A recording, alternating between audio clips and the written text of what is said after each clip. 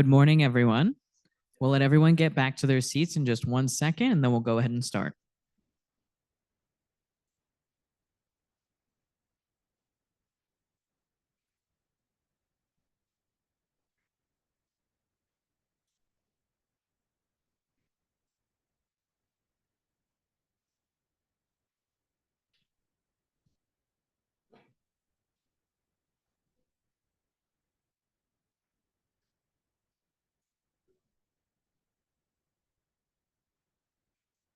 Good morning, everyone.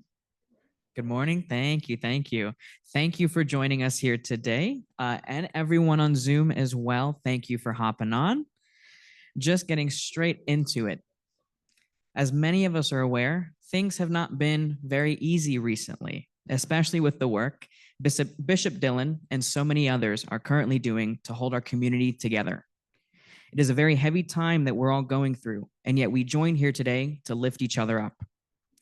As some general notes, we've got bathrooms right out this door and this door down the hallway to the left. I wanted to give a big thank you to all the Immaculate staff who make this possible, and to the St. Paul staff for providing us the means to come together and providing us a space. Yes, thank you. Another big thank you to Chef Tim, who provided and cooked this meal for us. And a very, very big thank you to all of those involved every step of the way from farm to table to ensure that we have a meal for us today, despite everything. We are honored and appreciate the sacrifice all farm workers and their families are making to keep us and our country fed. Some other notes, please make sure to review the surveys on the table with the QR code. Let us know how we're doing. Your feedback's greatly appreciated, and we want to know what you'd like to see from future installments. All of our events are provided free of charge, and we appreciate any donations and support in order to keep these programs running and accessible for everyone. Once we wrap up, please review the information table. We do have a couple things regarding our upcoming events. Please join us this Saturday at 12:30 at the Regal LA Live for a free screening of Rebel Hearts at the LA Short Film Fest. When you drop by the table, feel free to get a pass for you and some guests to watch Rebel Hearts. On the 27th of July, we have partnered with Clue Justice. We're hosting a youth nonviolence workshop focusing on conflict resolution, community building, and de-escalation, hoping to make youth organizers and leaders for future generations. You can also join us next month for our upcoming Lunch and Learn as well. August 22nd, we're excited to introduce Joan and Matt Harper, LA Catholic workers, and they will be going over finding God in service to others. As another note, after Bishop Dylan is done with his presentation, we will be having a question and answer portion. We will be walking around with mics, so if you'd like to say anything, make a comment, show support, or question anything, please feel free to raise your hand. One of us will walk over with the mic, and also please make sure to speak into the mic so our online friends can be present with us and take a part. We will alternate between in-person questions and Zoom questions as they arise, and we will read them out loud. With all that being said, and one more time, thank you to everyone, and we now warmly welcome IHC President and Principal Executive Officer, Sherry Purcell.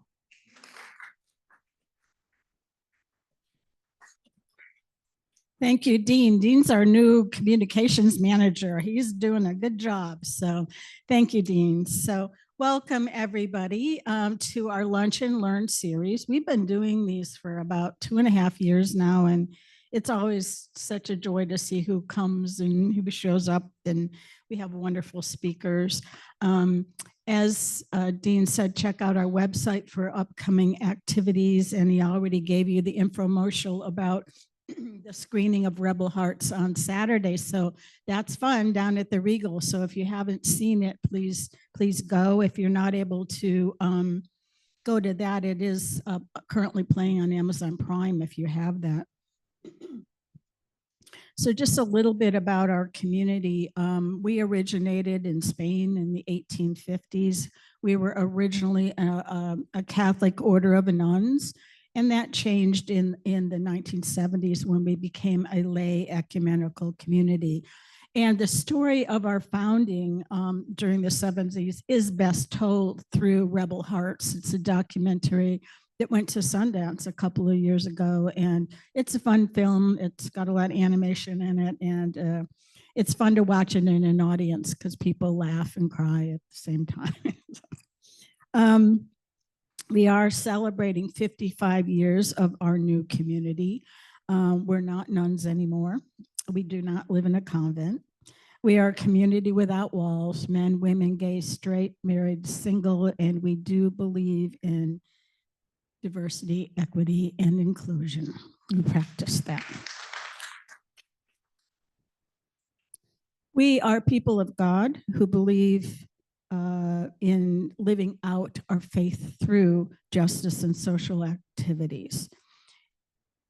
The Lunch and Learns give us an opportunity to live out our goal statement that calls us to foster access for all persons to truth, dignity, and full human development, and to strategically change practices and situations that impede such access.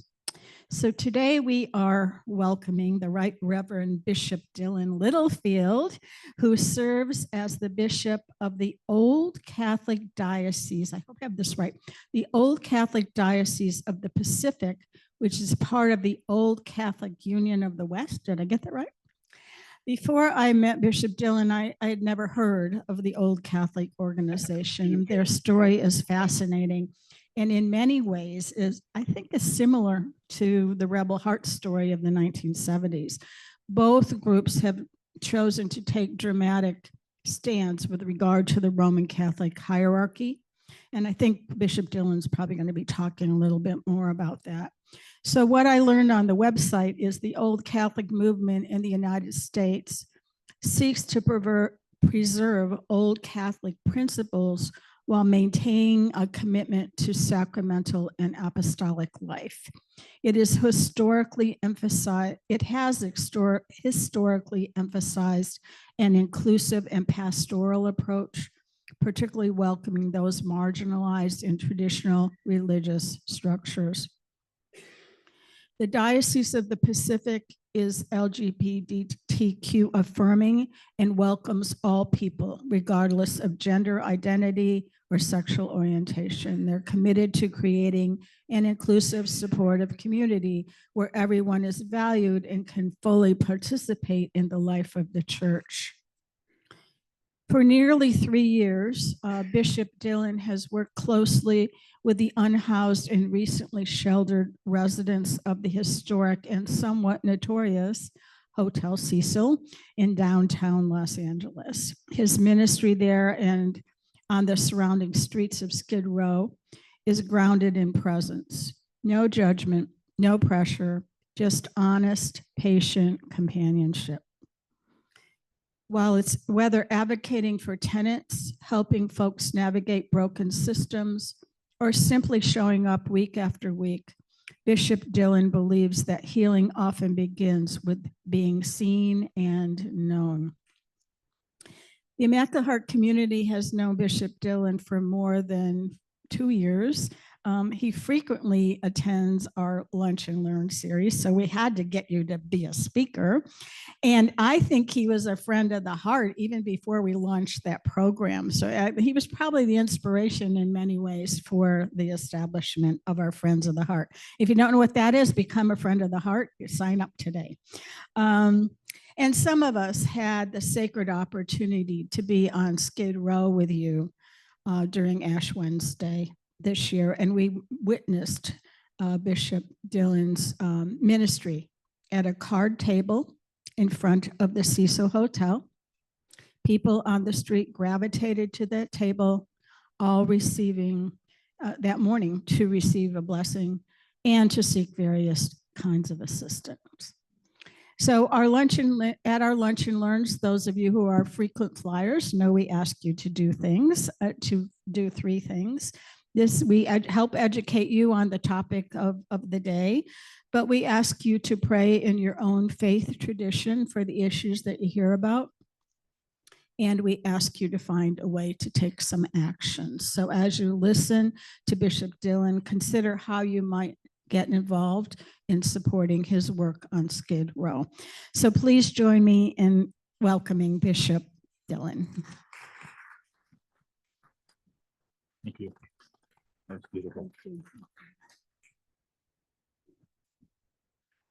So we are going to get into some kind of intense stuff. So before I begin, if everybody could just put their feet flat on the ground for a second, we're going to do a little bit of grounding. If you feel comfortable, close your eyes and take a deep breath, as deep as you possibly can in all the way. And exhale that breath as completely as you can. As you take the next breath all the way in, think about your connection to the ground beneath your feet, not just the physical connection, but the energetic connection. Take a deep breath all the way in and out. All right. So as Sherry said, my name is Bishop Dylan. I am the diocesan bishop for the Diocese of the Pacific here for the Old Catholic Union of the West here in California. As Sherry touched on, we are a fully inclusive, radically inclusive church in the Old Catholic tradition. To bring a little humor to it, we are so diverse and so progressive that we even have a heterosexual priest. But we also we are fully Catholic. We are not Roman Catholic. We are part of the many aspects of the one holy Catholic and Apostolic Church. Our sacraments, you can go to one of our masses, and with very few exceptions, you wouldn't recognize the difference between a mass at, say, Our Lady of the Angels Cathedral and a mass at Dignity San Fernando Valley or Los Angeles. So that being said, our work at the Cecil, my work at the Cecil, I grew up and came up through the religious world in a religious environment. I started with the Benedictines, and they don't claim ownership. So in the Benedictine communities, they often will say we instead of I, or ours instead of I. So sometimes I slip back into that. So if I do, I'm really saying I, even though I'm saying we. The work we do at the Cecil started about 3 years ago over that sign. The building was landmarked and became a historic cultural landmark in the city of Los Angeles, which means it could not be altered or changed. And so just a little over 3 years ago, a land trust in New York bought the building, or bought the ground lease to the building, and decided that instead of being a upscale boutique hotel, which failed in 3 different incarnations, they were going to turn it into affordable housing, and the owners thought that would guarantee income. The ground lease owners didn't realize how difficult running affordable housing really is, especially in a building that at the time was 98 years old. The ground lease owner, I'm just going to call him the owner, painted over this sign, which was actually listed in the historic context statement for the historic cultural monument application. So he painted over the sign and did something that was completely and totally vile. He sold a billboard to Postmates, and it showed a woman of Asian descent with an elevator behind her reaching for a hamburger. This is particularly vile because just a year before that, maybe 2 years before that, Elisa Lam had gone missing in the hotel, and she was missing for 22 days before her remains were found in the water tank upstairs. So this was particularly vile. So some preservation friends of mine who were actively involved in the landmarking of the building said, you've got a lot of work to do in this building, and you're not going to do it alone. And after much yelling and screaming, he finally said, okay, what can I do? So the first thing you need to do is bring somebody in there who will center the residents and the staff and the atmosphere. And they called me, and I could not have said yes faster. Then I went to the building. I regretted my yes for about a day. The conditions in the building were nothing short of atrocious. We will talk a little bit more about it, but you've walked by a lot of encampments on the street. The hallways looked very similar. So we began this process of just becoming a known presence there. I was only asked to come 2 days a week. For the first 3 or 4 months, I was there almost every single day, if even only for a few minutes. And my goal was not to fix anybody yet. My goal was not to clean up a hallway or pick up somebody's trash. My goal was simply to be there in a no judgment zone, to be there. I have a thingy here, hold on. To be there as a joyful presence and to provide pastoral care. Pastoral care takes on a lot of different looks. It can be, hey, how you doing? It can be, oh my gosh, what are you doing? And it can just simply be being there. And so that was a big part of the very beginning of my work at the Cecil, was to simply be present. To be present and to be joyfully present, to be caring and let people know that they mattered, that you weren't just stuck in an affordable housing complex with nothing to support you. Now, the Cecil was never meant, according to the new owner, it was never meant to be supportive housing. But, and we'll get to this in a minute, when you have people that are this traumatized, that are dealing with so much unprocessed trauma, you need support. So my job at the very beginning was to simply be present and also to be an advocate for the residents of the building. After I'd been there for just a little over a year and we saw no improvement in the conditions,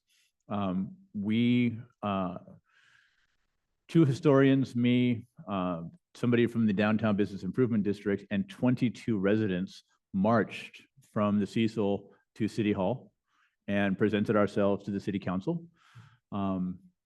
And we told our stories about what we were experiencing at the Cecil Hotel. Kevin De Leon, who was the city council person at the time, welcomed us all and offered city support.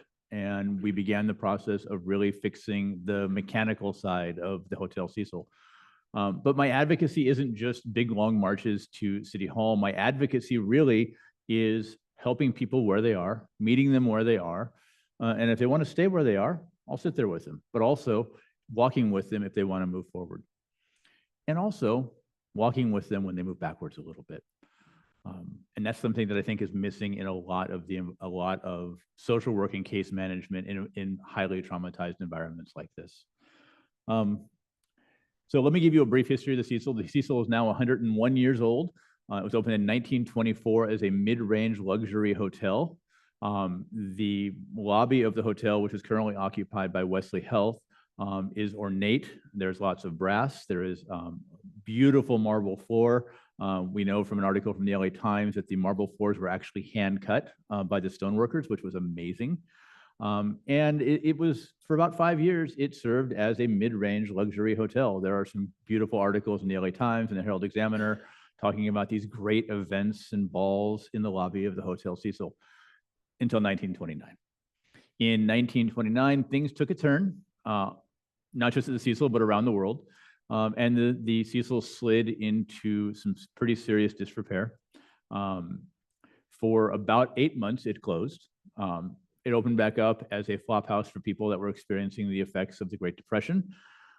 Let me tell you a little bit about the inside of the Cecil. Even though it was a mid-range luxury hotel, only about 20% of the rooms have their own bathrooms.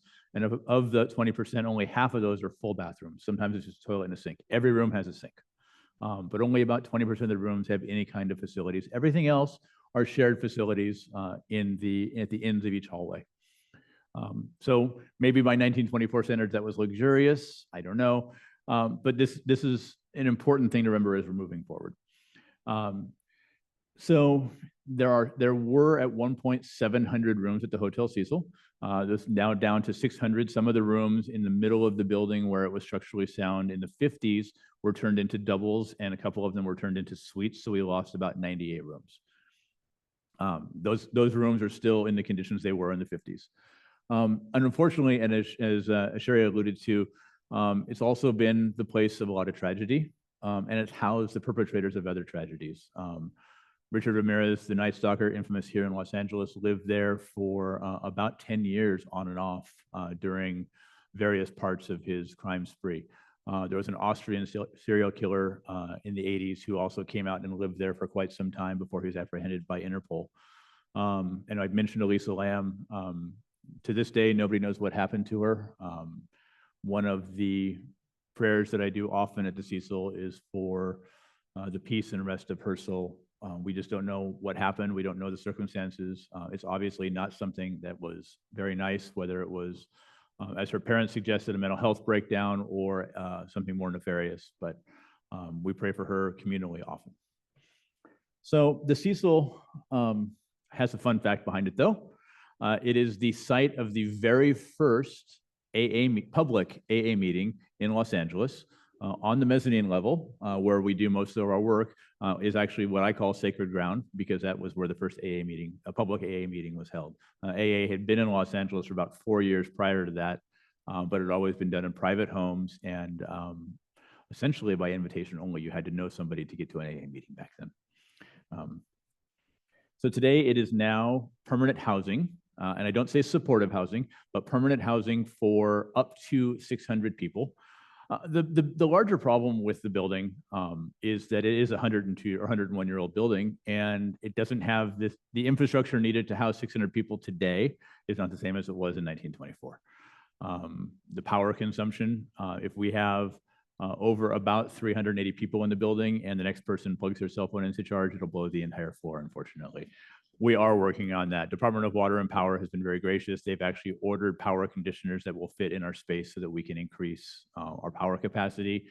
We have now a full-time staff plumber who is working on section by section, room by room, floor by floor, fixing and cleaning pipes and making sure that we can house 600 people because we desperately need the space. So Housing First is a beautiful, beautiful model. It is something that has worked for many, many, many organizations. Unfortunately, the problem with Housing First as it relates to the Cecil is it is organizational. Housing First is a policy, for those of you that aren't aware, that says that housing should not be used as a reward for good deeds if you're unhoused. It means you get a house, you get a roof over your head, you get keys, you get a door. And with Housing First, in a lot of organizations, there is a second and a third and a fourth and so on. Now, the owner of the building has decided that he did not want to be supportive housing. He didn't need to be supportive housing. And so people are essentially left to their own devices. There is no requirement to do any kind of programming in the building. There is no requirement to participate in any kind of groups. And the case management that is there just comes from the agency that supports them. I didn't mention earlier, and I should have. The Cecil is 100% subsidized housing. We take no direct pay rent from any of our tenants, except for their state mandated portion, which is usually 33% of your net income every month. So if you're getting it, GR, 30% of $221. So that's your total rent that the resident would have to pay. So all of our residents are on some kind of subsidy program, which means that they have a case manager. Unfortunately, the case management system is so impacted because of our 73,000 homeless people in Los Angeles that a once-a-month visit ends up being a once-a-month 3 or 4 minute visit, which is not enough to do anything. Our residents are suffering because of it. And as I tell people all the time, a roof does not equal recovery. And I'm not talking about recovery from substance abuse or anything like that. I'm talking about just recovery in general, recovery from homelessness, recovery from trauma, recovery from the brokenness that led you to the streets in the first place. We have, and I'm going to tell you some stories of some of our residents. We have many residents that have decades-old trauma that is unprocessed, unhealed, and unfortunately, because of it, they turn to self-medication or self-therapy, and it's never, ever, ever right or healthy. So we have been working to change that very slowly, but very surely. A lot of our residents, I think our residents that just moved in, Miss Kira, who, you see the quote from her right there. She moved in about a month and a half ago, and she had been prior to this homeless for 7 years. And that is the lowest number that I've heard in quite some time for people that have been homeless. Typically I hear 10, 12, 15, sometimes 20. We have one resident who moved in January who had been homeless for 31 years. First roof over his head in 31 years. The flip side is we have residents at the Cecil. We have 16 residents who have been there over 2 decades that have been grandfathered in through the various processes. So we have a beautiful mix of people at the Cecil. But like Ms. Kira said, I have a roof over my head and a lock on my door, but I still don't feel safe. When I asked Ms. Kira what she said by I don't feel safe, she says, I feel safe in my room. She says, but the demons and the pain and the suffering don't care about the lock on my door. And it was hard to hear that, but I think it was a very real thing. And I'm glad that she felt comfortable enough with me to actually share that with me. And again, that's one of the things that we're developing at the Cecil, is a place of mutual trust, a place of love, and that's not conditioned on anything. So this is what trauma looks like. The first picture, the picture on the left of the bathroom, is somebody's bathroom who actually lived in the room like that. She was, and we're actually going to mention her, I'll tell you a little of her story. She was a business professional for years, got hooked on heroin, and she ended up on the streets for about a decade, lost connection with her family, lost connection with herself. And this is how she lives. And when I asked her if she needed any help cleaning her room. She said, "No, my room is clean."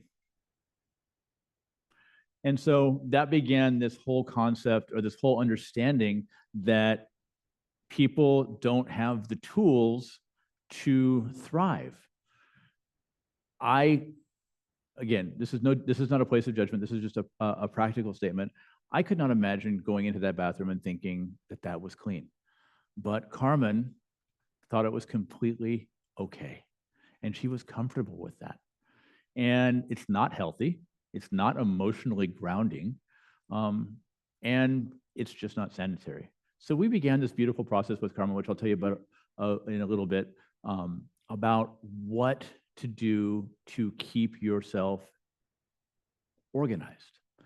The second room, this is a lady who has been in the Cecil for about a year. And as you can see, it is, as our building manager says, it's an encampment with a roof. This picture actually is better than it was.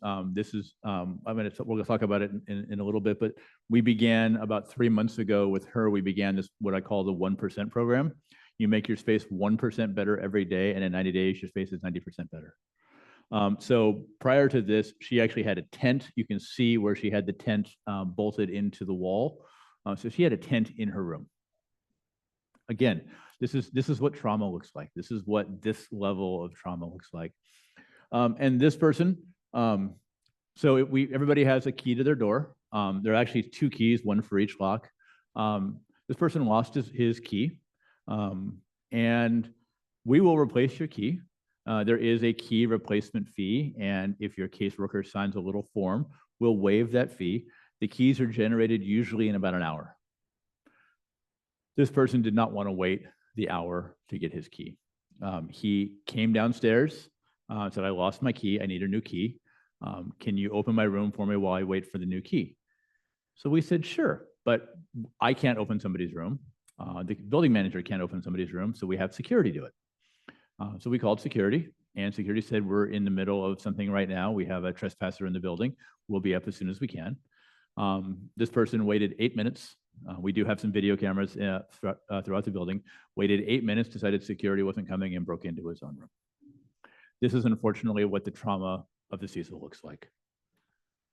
So I want to tell you some personal stories. We're going to start at the bottom with Miss Fire, because there was a change late last night with Miss Fire. Miss Fire is in her late 60s. She has, as far as I can tell, I'm not entirely sure.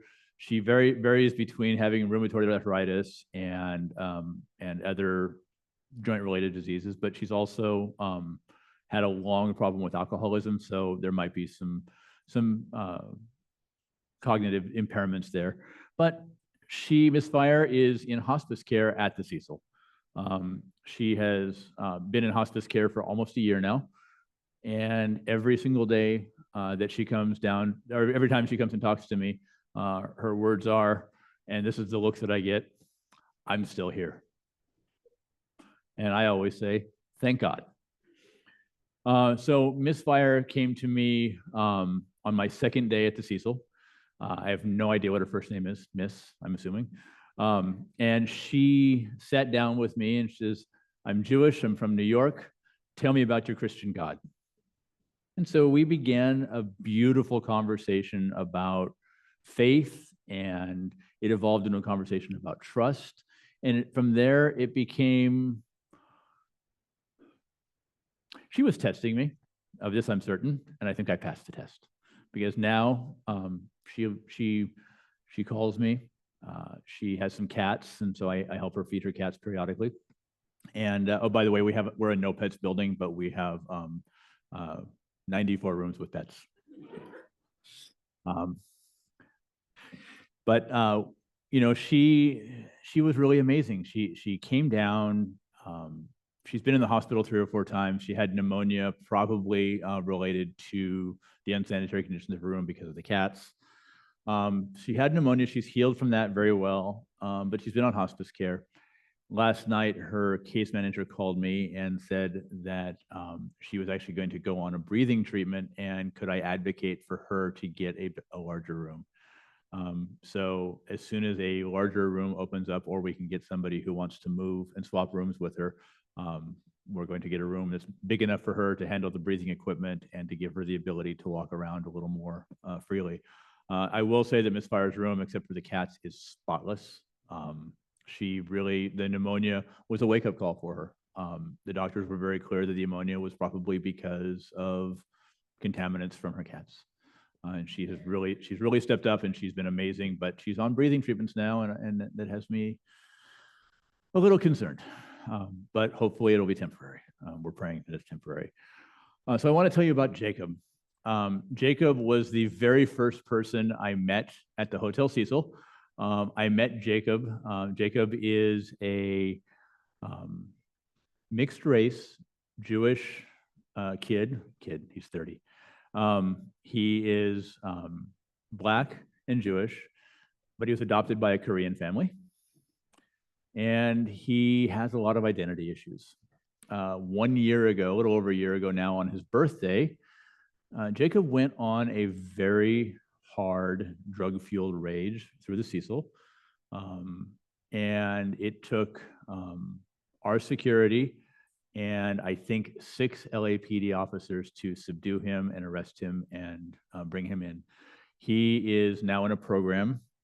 He was facing 27 to life if he had been convicted of the vandalism, criminal threats, and battery on a peace officer that he had perpetrated when he was on his drug-fueled rage.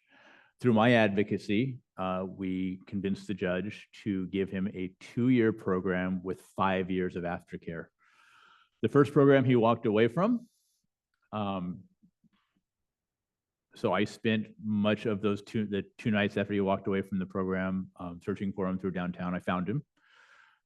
We got him into a regular hotel far away from downtown. And we finally got him into another program, which he walked away from. Thankfully, when he walked away from that one, he called me. I got a call from the judge or the judge's clerk in his case last Tuesday saying that if he doesn't get into a program, he will have a warrant out for his arrest. Thankfully, by his own doing, and this is what's amazing to me, by his own doing, his own decision, his own research, everything on his own, the day of his hearing, he got into a program all on his own. He didn't call me. He didn't ask for help. He made the decision on his own. And now, a week later, he's still in the program. He just got off the blackout period and called me yesterday and said he's very happy there. And he also understands that if he walks away one more time, he's going to be in prison for 27 years to life. I consider Jacob a success story, not because he got into the program by himself. That's very important. I consider it a success story because of what happened in court the morning that he was sentenced. And the judge looked over and said to this Jewish kid, he goes, "I don't know what you did to have a priest at every single one of your court hearings, but obviously you're doing something right. And based on that and your mental health report, I'm going to recommend the 2-year program with 5-year aftercare." When Jacob got out the next morning, I picked him up, took him to the program, and I didn't cry in front of him because I don't know if I should have, but, and I'm getting a little choked up thinking about it now. He said to me, he says, I never thought, and by the way, Jacob's, my very first meeting with Jacob was very, very, very aggressive. He was walking down the hall, puffed up, and puffed up by methamphetamine standards, so about 140 pounds. And he said, as I'm walking down the hall, meeting people, getting the lay of the land at the Cecil, he says, I don't need no effing clergy or priest. And I was like, well, I'm not here to talk to you. And he's like, well, I don't need you. And he got in my face and was like, why are you even here?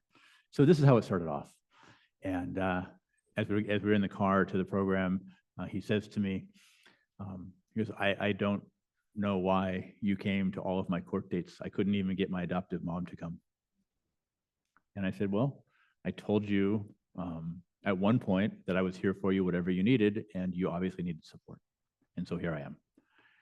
And so that's why it's a success story, because it is the purest example of presence in my work at the Cecil. Now, Melba.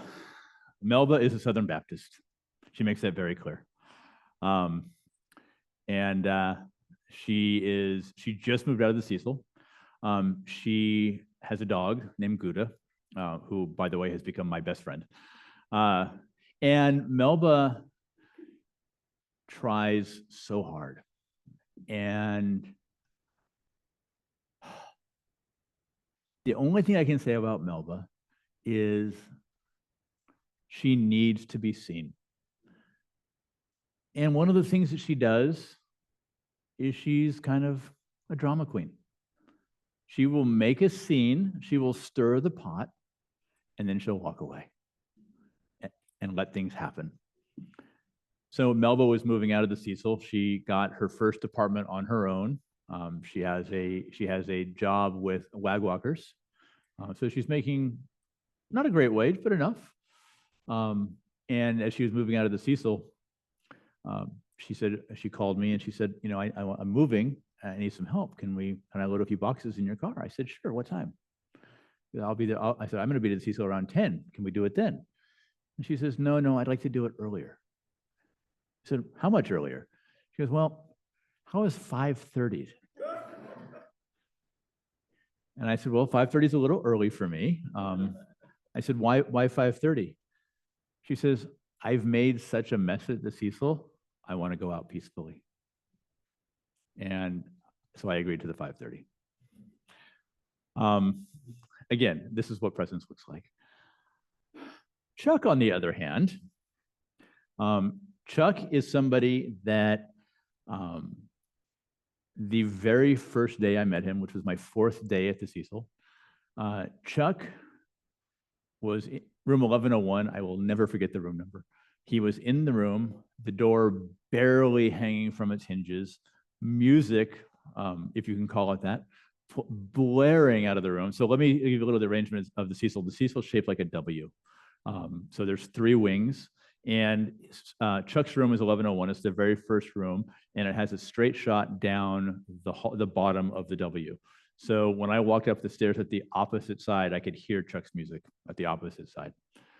Door was hanging off. There were, the cheap like tinsel-like stringers that you get and stuff like that. That was basically his door, and a lot of smoke was coming out of the room.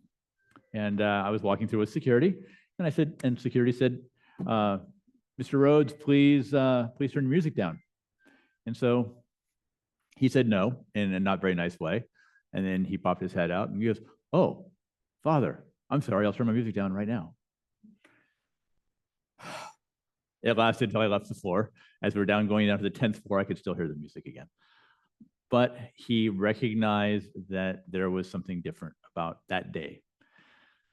About 2 weeks later, he comes down and he says, listen, I want to get a dog. I said, well, we're a no pets building. He said, I know, but I'm getting a dog. I said, okay. I'm not here to tell you what to do or what not to do. That's the building manager's problem. I said, I would ask you to follow the rules, but you're an adult and you're going to do what you do. So we got the dog, beautiful dog. And, He's walking the dog out of the building in the plain view of security. And he says to me, "Father, will you bless my dog?" Of course I will bless your dog. And so I blessed the dog. The dog now, Chuck decided he couldn't handle a dog. I rehomed the dog. The dog is in a beautiful home in one of the garden apartments downtown. So he has a rooftop garden the dog just loves. But it was so moving to hear Chuck so bombastically that first day, and then so humble just 2 weeks later. So this is the power of presence. I mentioned Carmen. Carmen owned one of the largest insurance underwriting firms in Whittier in the 80s. She was in a bad car accident and got hooked on heroin. From heroin, it went to other things. And Carmen she went on a downhill spiral. What's interesting about Carmen is the disassociation, but also how much she has recognized, to quote her, "how messed up I am in the head." So Carmen would always talk about her parents. "I'm going home to visit my parents. I'm going to spend the weekend with my parents." Great. And then she would talk about her brother who had passed away and how she missed her brother. Interestingly, I was at Rose Hill Cemetery about a year after being at the Cecil, and I saw Carmen. I said, "Carmen, what are you doing?" And she just looks at me and starts bawling. I said, "Are you visiting your brother?" She says, "No." I said, "What are you doing? Who are you visiting?" She goes, "I can't tell you." I said, "Okay, all right." And she was crying, and so I gave her a hug, and I had another funeral to attend to, and so I get back to the Cecil the next week, and she goes, "Father, do you have a minute?" Of course I have a minute. So we sit down, and she says, "I have to tell you something." Okay. Because I was visiting my parents at the cemetery. I said, "Do you visit them every weekend?" He goes, "Yeah." I said, "Well, what do you do? Do you come back to the Cecil?" She goes, No, I have a tent in the hills behind the cemetery." I said, "What about your brother?" He goes, "My brother's alive, but he's dead to me, and I'm dead to him." I asked her why. Because my brother is a born-again Christian and thinks that my drug problem is from the devil. Carmen, thankfully, is in a program now. She's in a fully supportive mental health program that I helped get her into. She is working through her decades-long trauma. By the way, her parents passed away in 1988. Both of them within 6 months of each other. So she had been living with this delusion for almost 30 years. Carmen is now, like I said, in a program. It is a fully supportive mental health program. She is on medication. About 3 months ago, I got a call from her brother. And her brother said, "I don't want to talk to my sister, but I hear you know about her." I said, "There's not really a lot I can tell you, except she's alive and she's well, and I'm in communication with her." And he goes, "Okay, thank you." And he hung up. But again, this is the power of presence. This is the power of being a safe place for people to address their trauma, not psychologically, not in a mental health setting, but just purely on a spiritual level, on a grounded, trusting, personal level. The last person I will talk about is somebody, Sherry, that you met very briefly. It was Ash Wednesday. A young man, Michael, had walked up. He was very sweaty. He had one shoe on, one shoe off, and he had a severe, what looked like a bed sore or pressure wound on his foot. The nurses at Wesley Health gave him some triage care for his foot, bandaged it up. They got him some food, and I gave him his ashes on Ash Wednesday. From what I can gather, he had just gotten out of prison or jail, and immediately had gotten high.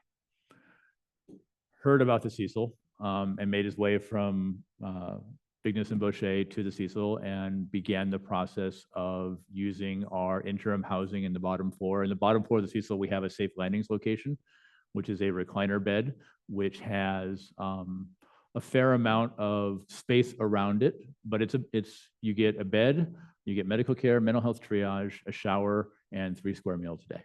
And you can stay there for up to 6 days. So Michael did. Michael is now housed at the Cecil. He is getting mental health care. He is attending a non-12-step recovery program. He has not been in jail. And as of when I saw him on Tuesday, he is 98 days sober. Yeah. So these are the people, the very human stories that I work with on a regular basis. I have 100 more of these stories, and I would love to have the time, but I only have 14 minutes left. So I would love to have the time to tell you all of the stories. So we focused on the people, but I also want to talk about some of the programs we're doing that kind of go beyond. One of the things that I started a year ago was our free boutique. Our tagline for it is no price tags, just choice. We actually set it up. This is a little bit different. This is a little messier because it was the end of it, but we actually set it up like a store. Right here, there is a clothing rack. On one side is men's clothing, other side is women's clothing. So we have suits, we have dress shirts, we have dresses, blouses. We have a selection of shoes. We have right here, you can't really see it. Actually, you can. We have the houseware section right there. And so we really try and make sure that people are able to pick the things that they want, not stuff that's forced on them. And because again, it's all about presence and trust and letting people know that they're seen. So cute story. So I always joke with people, there's something you don't like, we do accept returns, no receipt required.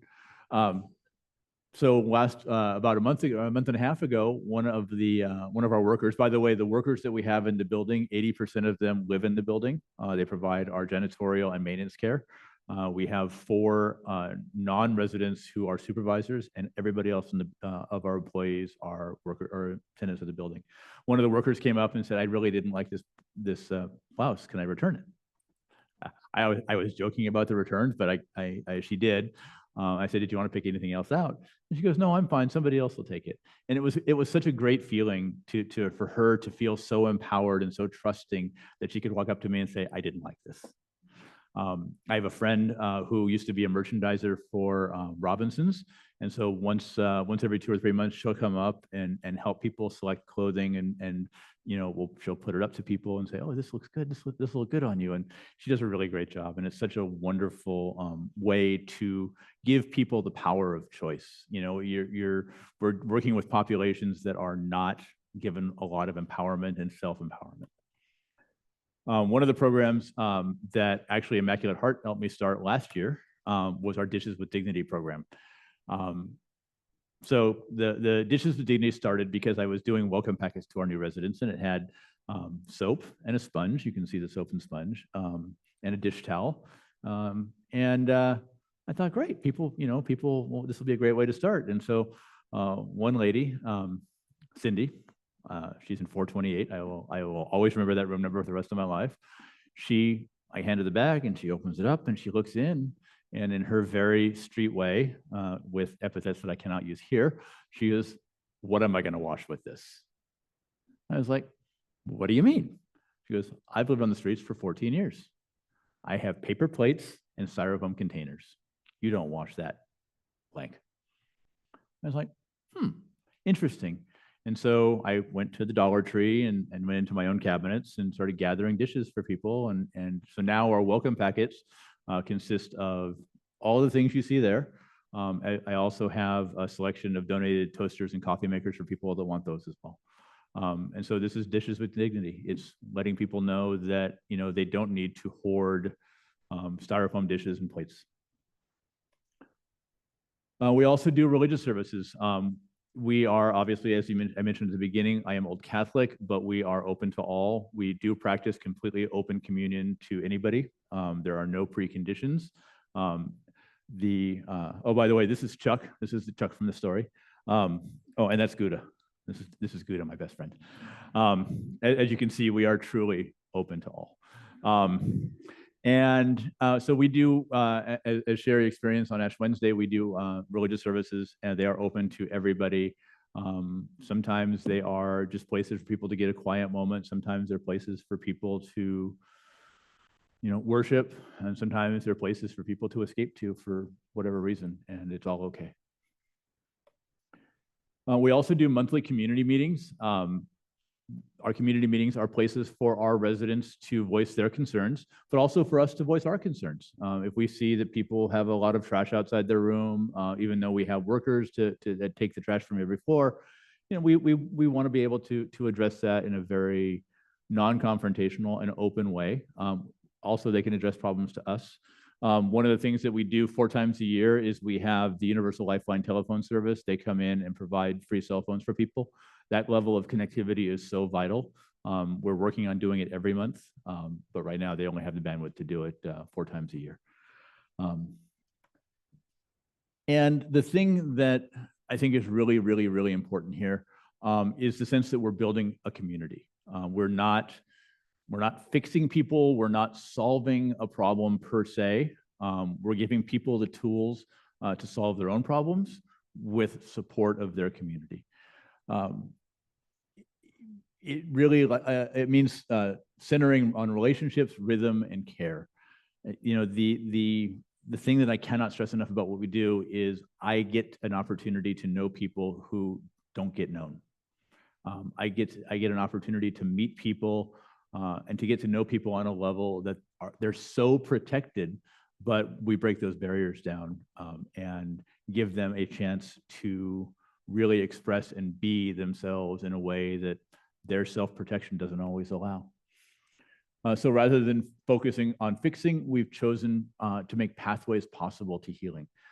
That pathway is completely relational. We have done everything from, I've driven people to the DMV. I provide meals when necessary. If somebody says they're hungry, I don't say, well, why don't you have anything in your refrigerator? We just go get them food. Let's go back. This is our 3rd year. This coming year will be our 4th year with this Christmas decoration that just says hope, and it's always right in the middle of the tree. And we have 4 Christmas trees every year.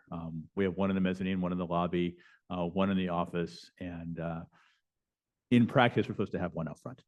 And then, of course, this is the blessing of the doorway on Epiphany this year, which I think the building really needed. So the signs of success as we get closer to the end, more than half of our volunteers in the building are residents and former residents. We love to have community volunteers, but I think having in-house volunteers, people that are coming from inside, is such a powerful statement of what we have created here. 3 years ago, you could see people walking out of the building and not talking to each other. And now you see people walking down the hallway, getting off the elevator, having conversations, addressing each other by names and nicknames. It is amazingly powerful. One of the things that I am very proud of is that according to Captain Joval at Central Division, calls to our 3 addresses, 638, 640, and 642 South Main Street, are down 80% from last year. Yeah, thank you. That is such, I don't even have words for how amazing that is.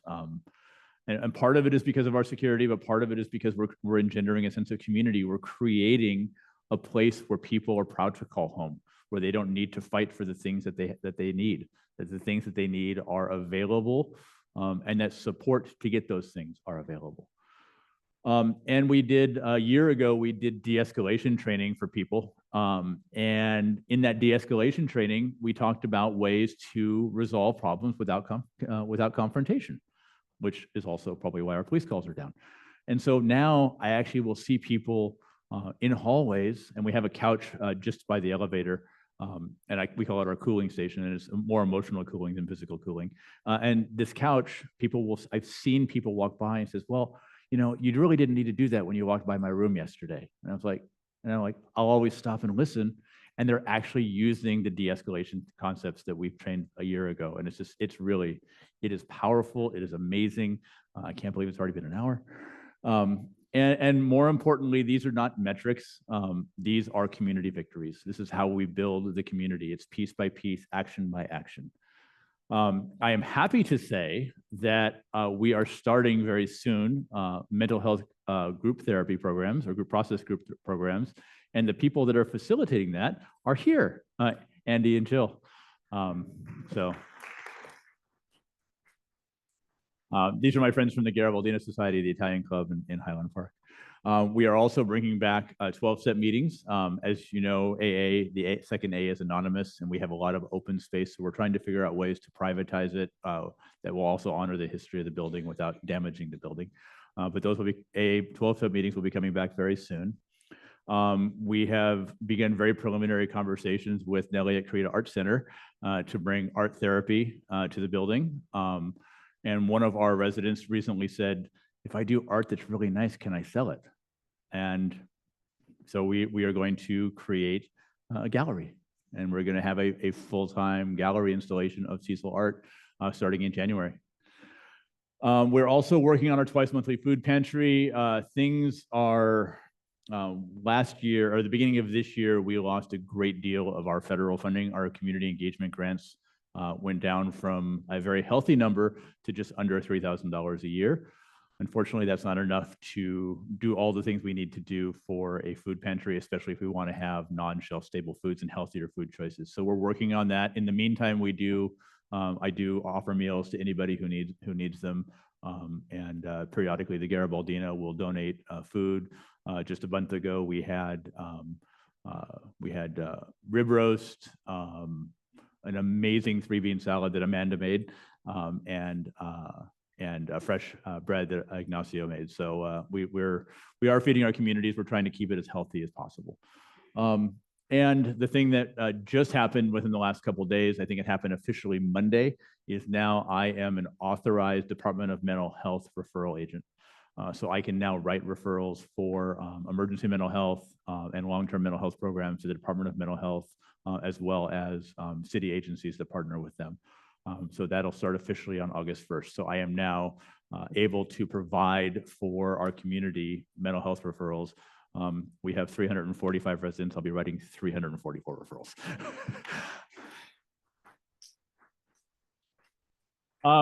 So the story of the Cecil is not finished.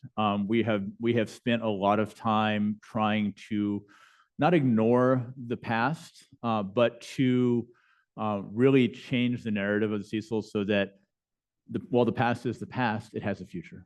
We are looking at so many amazing programs and things to benefit our community, and things that we can also take outside of the walls of the Cecil onto Skid Row. Recently, I just partnered with an organization called Second Chance Recovery Alliance. They're based out of Palmdale, but they're moving to Los Angeles, and they do overdose intervention, prevention, and immediate substance abuse care for people that are experiencing active substance abuse. So we just partnered with them. They come down 3 or 4 days a week and walk around the Cecil as well as Skid Row, being a positive presence as well. So there are our ministry partners.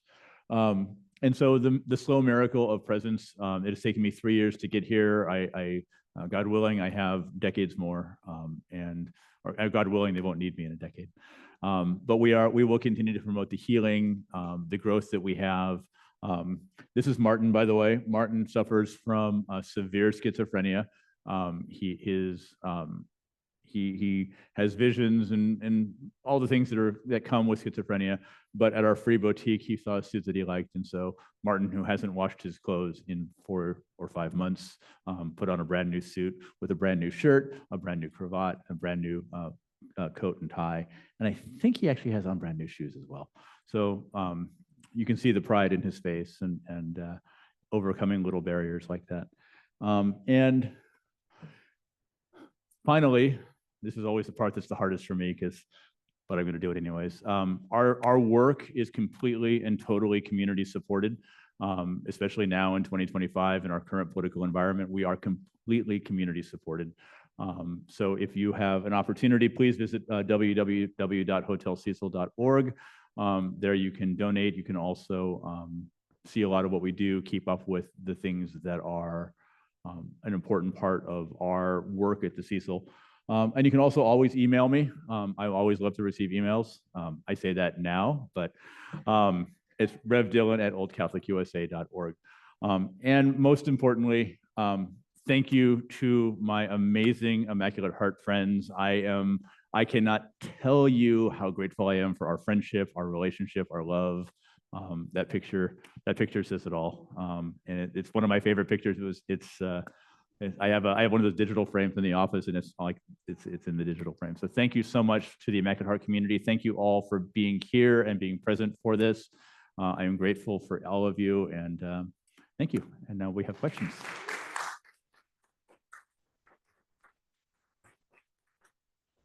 Thank you, Bishop Dylan.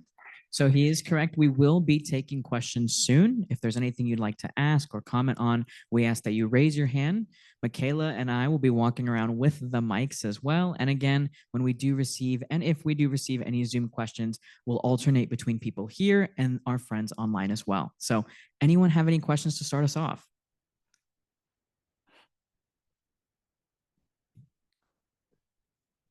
I'm glad you're here, Dylan, and unfortunately I have to leave after this question, but I'm curious, has the Cecil community, is it being impacted by the Olympics that are coming and the preparation that the city of LA is doing in anticipation for the Olympics?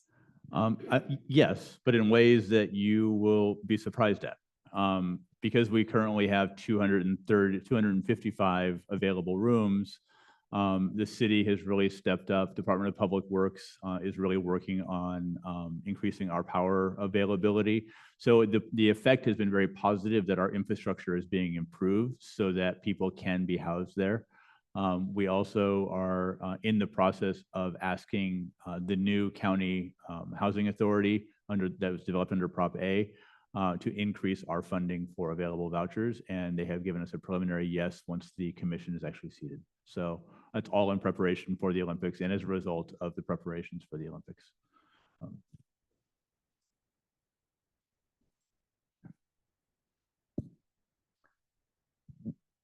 Thank you, Bishop, for your presentation. Thank you. This may seem like an incidental question compared to all the important stories that you've told us. But as to the sign outside, was it restored, or is there any plan to restore it back to what it was? So they sandblasted the sign off because the billboard company said we have to have a clean surface for this sign.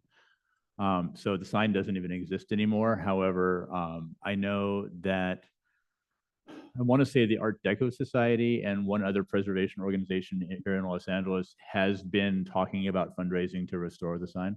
I don't know if you look at the sign really quickly, the sign had actually been altered in 1948. It used to say monthly rates, and so they scratched off MON and did DAY. So that's actually not the original sign, but that's the sign that would be restored. But yes, there has been talk of the sign being restored. I just don't know when or if it right now, if it's a priority, but it may be part of the Olympics. It could be. It is an iconic sign. They're actually, if you go on Etsy, you can see little enamel pins with that sign. So it's a pretty iconic sign. Any other questions in the room here? Anything on Zoom? I guess that means you did pretty good. No one has All any right. questions. You did it great then. Excellent. All right, perfect. Well, thank you, everyone. And again, another big thank you to Bishop Dylan. If we can give him a round of applause, please. Thank you. Thank you.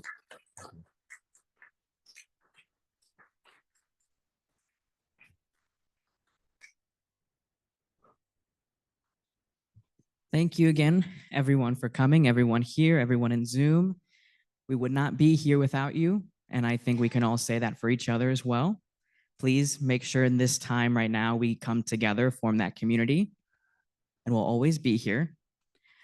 Just to kind of recap a little bit, please feel free to check out the table. We've got a couple events coming up, including the screening this weekend. We have plenty of passes. You can get one for you, your guest, or whoever to come watch Rebel Hearts with us, 12:30 at the Regal LA Live tomorrow. And then we do have some later this month. Thank you again.